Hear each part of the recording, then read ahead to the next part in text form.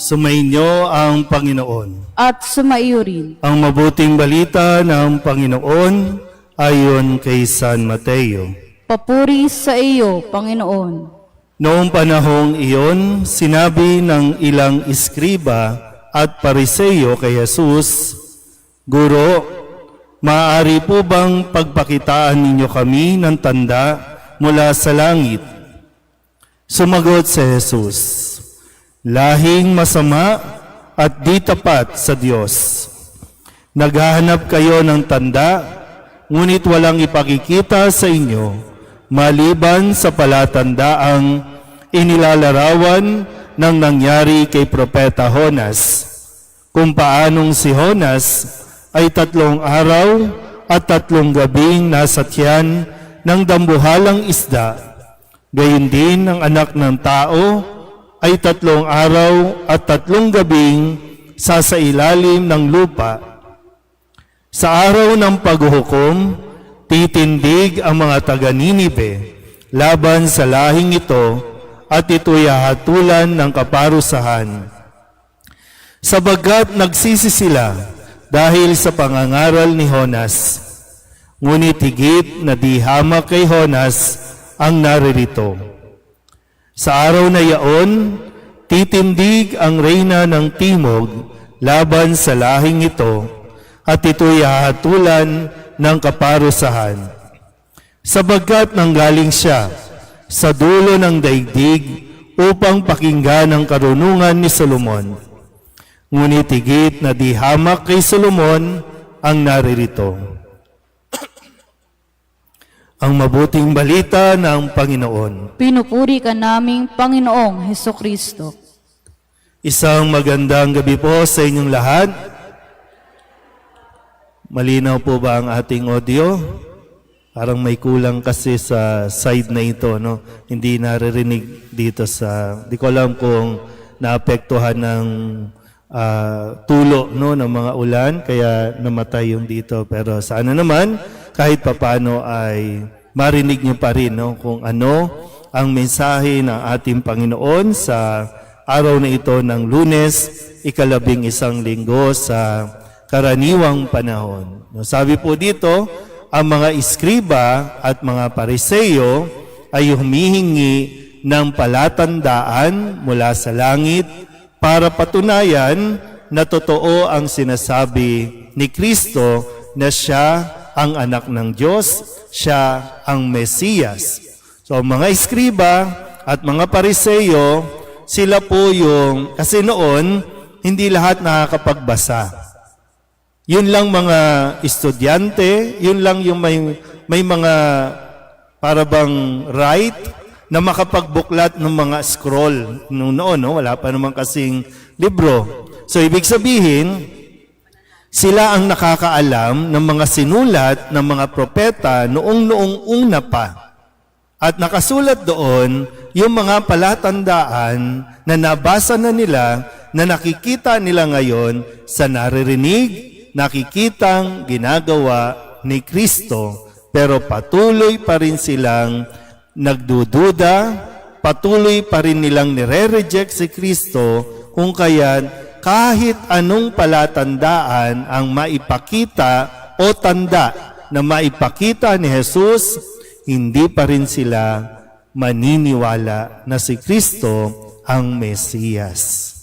Kaya para bang dito, hindi na pinatulan ni Jesus ang mga iskriba at mga pariseyo na ayaw naman talagang maniwala. No? Kahit anong gawin niya, bumalentong man siya, tumambling ng tumambling, bumuhay man siya ng ilang patay pa, magpagaling ng mga may sakit, hindi sila maniniwala dahil sarado na ang kanilang isipan. At ang isang taong patuloy na nagdududa, patuloy na humihingi ng mga signs. No? Minsan ganyan tayo, Lord, bigyan mo ako ng sign.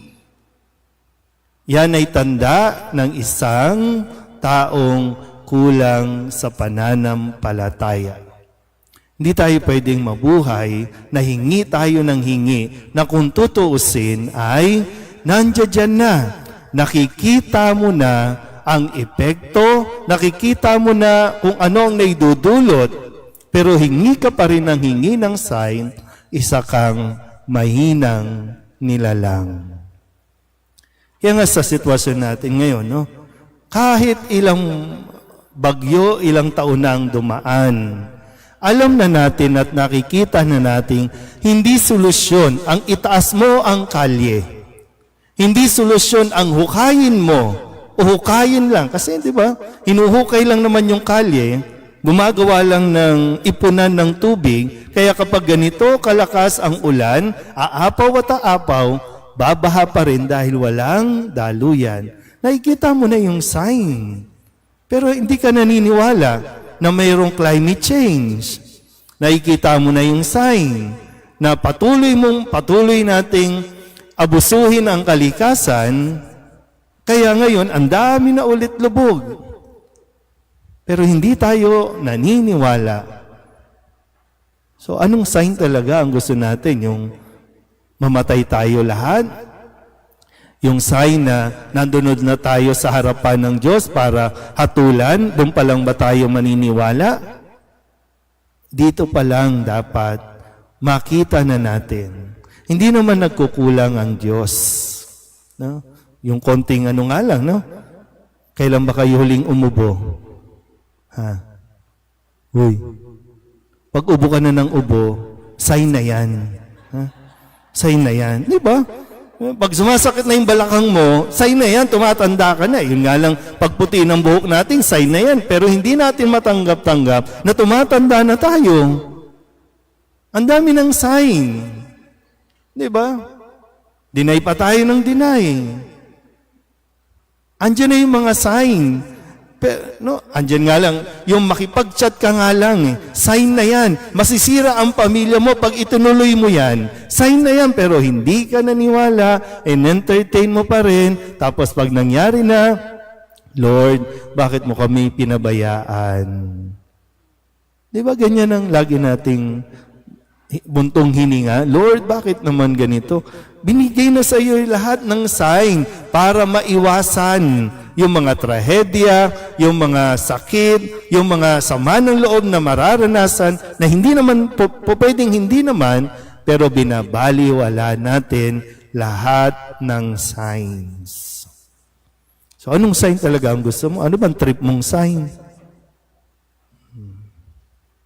Pero nandito, kahit nga dito sa misa natin, iba nagtatanong pa rin, mahal ba ako ng Diyos? Andiyan na yung sign. Mag-sign of the cross ka nga lang, sign na yan na mahal tayo ng Diyos. Pero hingi ka ng hingi ng sign. Iba nga, di ba, nagsisimba.